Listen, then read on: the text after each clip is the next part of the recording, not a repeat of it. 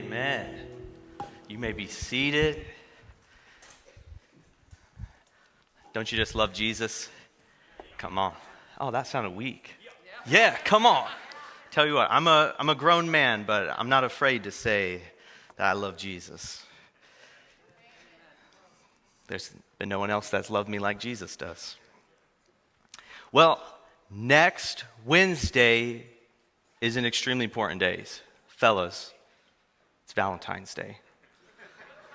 This is your reminder. Mark your calendar. There's only a couple dates that we can get in trouble for missing. Next Wednesday is one of them. So please mark your calendars for Valentine's Day. Speaking of Valentines, my Valentine is in the room tonight. Woo! We got her on a camera. And I remember back on our wedding day. Do you guys remember your wedding day? Think back to your wedding day. We were both wearing white gowns. And I remember on our wedding day, I thought, man, I love this woman so much. And then something amazing happened. She started to cook food for me. My goodness, my love. It didn't just double. It didn't just triple. My love for her just increased exponentially. I mean, she would make me barbecue. Oh, homemade barbecue. Homemade hamburgers. I'm not going to say how many husbands in the house tonight agree, because if you don't answer that correctly, you may be working extra hard this upcoming Wednesday.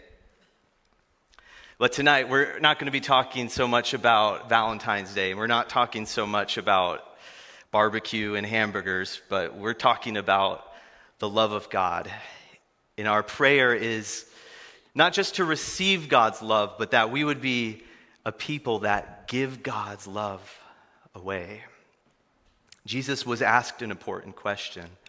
He was asked, which is the greatest commandment? That's a good question to ask. And Jesus said, the greatest commandment is to love the Lord your God with all of your heart, with all of your soul, with all of your mind. You know, he could have stopped there, but he didn't. He went on to say, and the second greatest is to love your neighbor as yourself. God's love is so immense that it doesn't just lead us to love God, but it compels us to love one another. That's why tonight I'm calling my message, This is the Good News, Love Lifts. Love lifts. Why don't you high five your neighbor and tell him love lifts.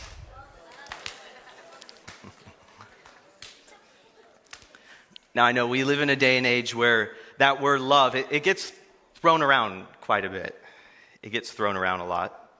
And in our language, I think one of the problems is that we really only have one word that we use for love to represent love, while in the Koine Greek, which was the language of the New Testament, they had several words for love. And the problem with that for us is because I could say in the same sentence, I love my wife, and I love hamburgers. I love barbecue.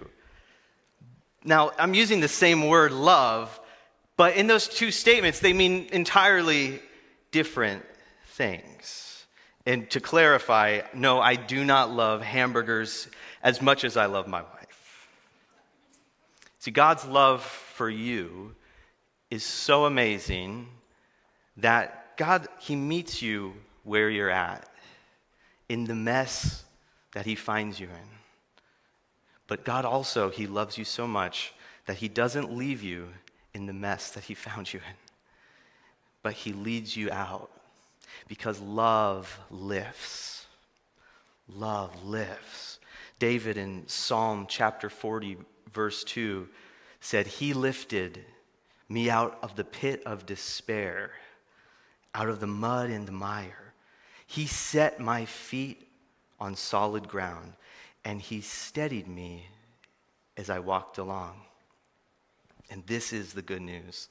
Love lifts us out of darkness. Love lifts us out of darkness. Now, the real desire of my heart and the end goal for my life, and when I say this, I'm not just trying to sound like, oh, this guy is super spiritual. I'm not trying to sound that way, but the true desire of my heart is that I would live a life that would bring honor and glory to Jesus. That's my goal. And even as I prepared this message, because there's people that are closest to me, friends, family, I even reminded them that they not only have my permission, but they have my blessing to call me out. Call me out if there's anything in my life that doesn't bring honor or glory to Jesus. If it's a behavior, if it's a pattern, if it's my attitude, they not only have my permission, but they have my blessings to call me out, because that's what love does. It lifts us out of darkness. And of course, as Christians, we always have to speak the truth in love. Everything we say has to be seasoned with grace, but yet we still speak God's truth in love, because love lifts us out of darkness. I remember it was probably about a decade ago now. I was pastoring in a church in Iowa, and there was a local radio station that had asked us if we would want to host a Christian concert.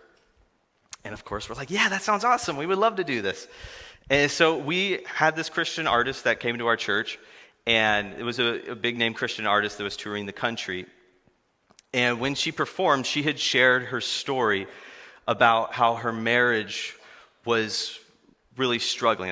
Her and her husband were struggling in her marriage, but yet that God had done a miracle, that God had performed a work and restored their relationship, and it surrounded them with the church. It surrounded them with a community that was loving and supporting towards them. And still to this very day, I believe that out of the over 900 people that were in attendance in that concert, that it was meant for one couple, for one family. There was a couple in our church that they too were struggling in their marriage, and they were newly married, had beautiful young kids. But after hearing that story of what God had done in this artist's life, they decided, we're going to work on our marriage. We're going to get counseling. We're going to seek help. And it amazes me that God in his love and in his divine providence is able to move mountains, to orchestrate even concerts for just one family, for one couple, for one person. That's the good news, that love lifts us out of darkness. Sometimes darkness, it surrounds us. We don't know what to do. We don't know where to go. We feel like giving up.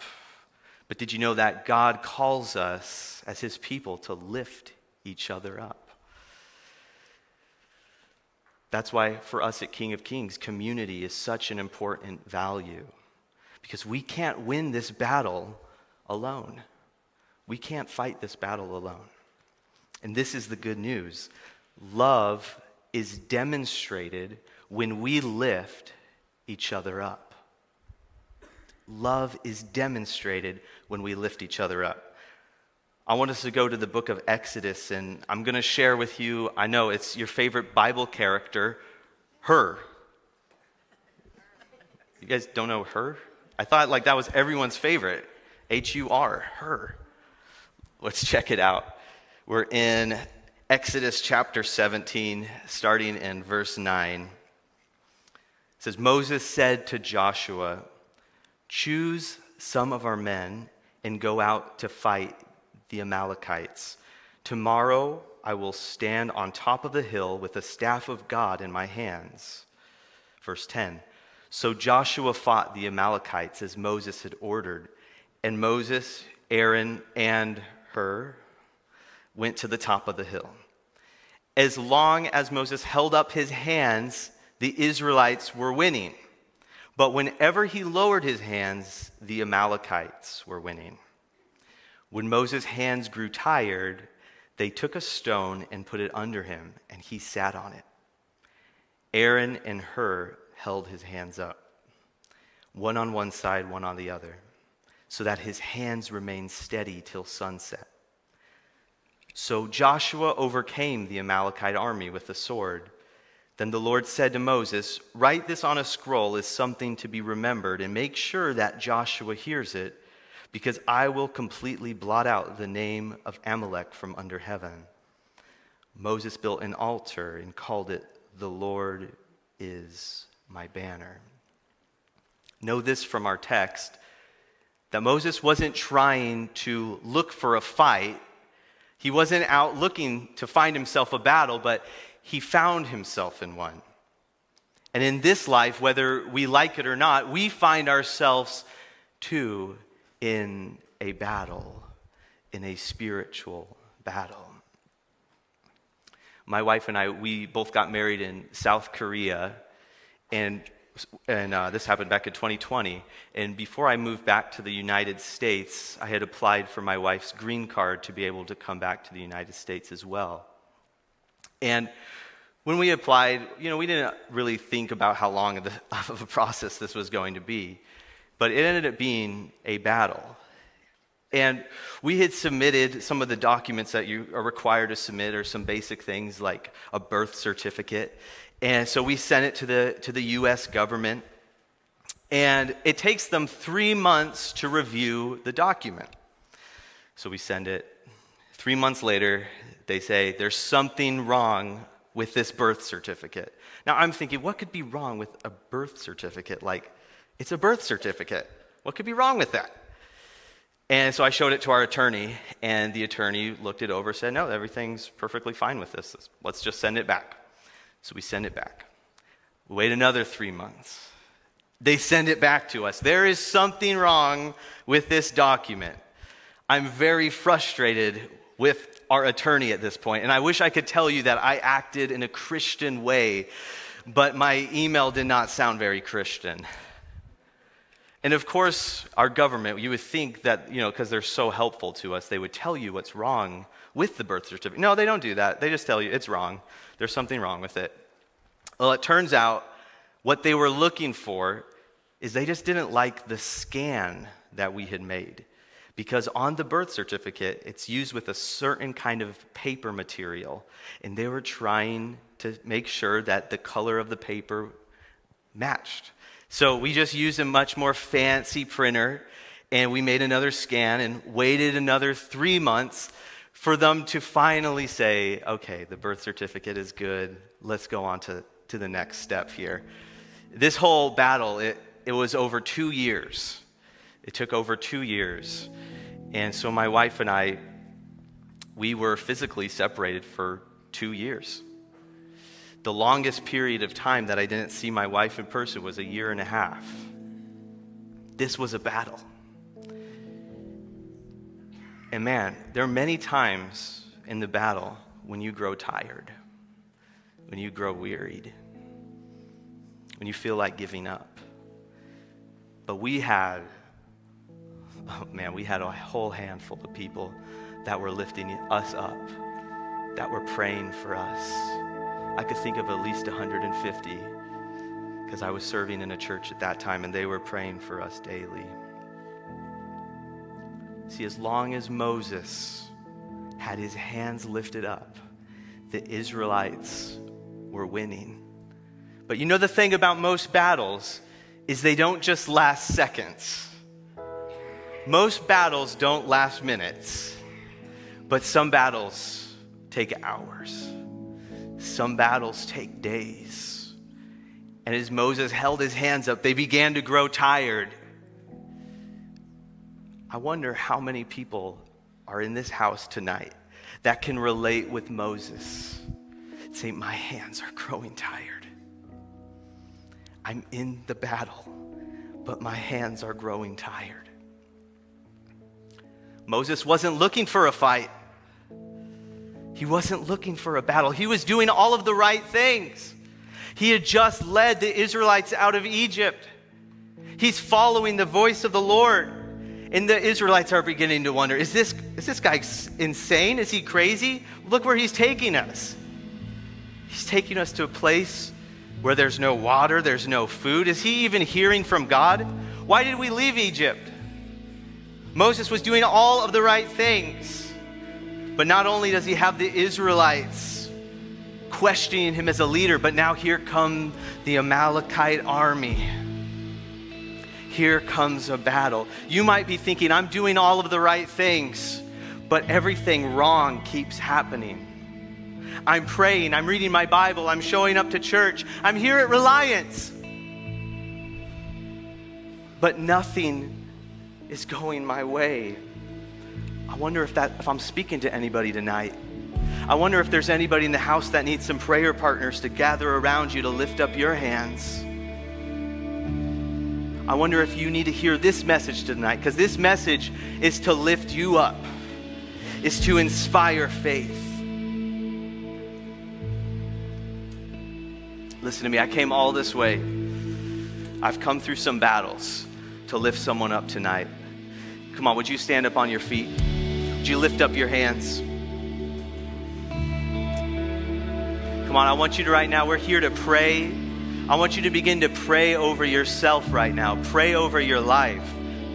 Sometimes you have to look in the mirror and you have to preach it yourself. Sometimes you have to look at the mirror and prophesy over your life. Prophesy over your future. Begin to declare God's word over your life. I am a child of God. I am redeemed. I am the righteousness of Christ. I am a saint in a royal priesthood. Come on, begin just declaring God's promises over your life right now. Come on, he's not finished with you yet. He's not done with your story. Yes, Lord. In 2 Timothy, the Apostle Paul said, I fought the good fight. He didn't say I won every fight. He said I fought the good fight. He didn't say I got out of the battle without any scars. No, but he said I fought the good fight. If that's you tonight and you're ready to fight the good fight, come on, lift up those hands in this place. I'm gonna fight the good fight. I'm gonna fight the good fight for my marriage. I'm gonna fight the good fight for my family. I'm gonna fight the good fight for this generation. I'm gonna fight the good fight over my anxiety. I'm gonna fight the good fight over my depression. Come on, this is how we fight the fight. Come on, we gotta worship him. We're gonna fight the good fight.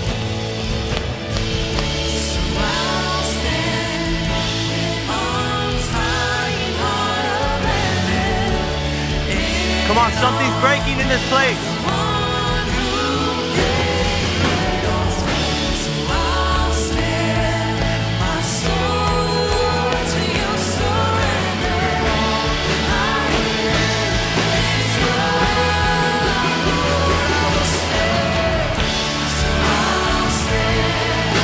Come on, worship is your weapon. Worship is your weapon.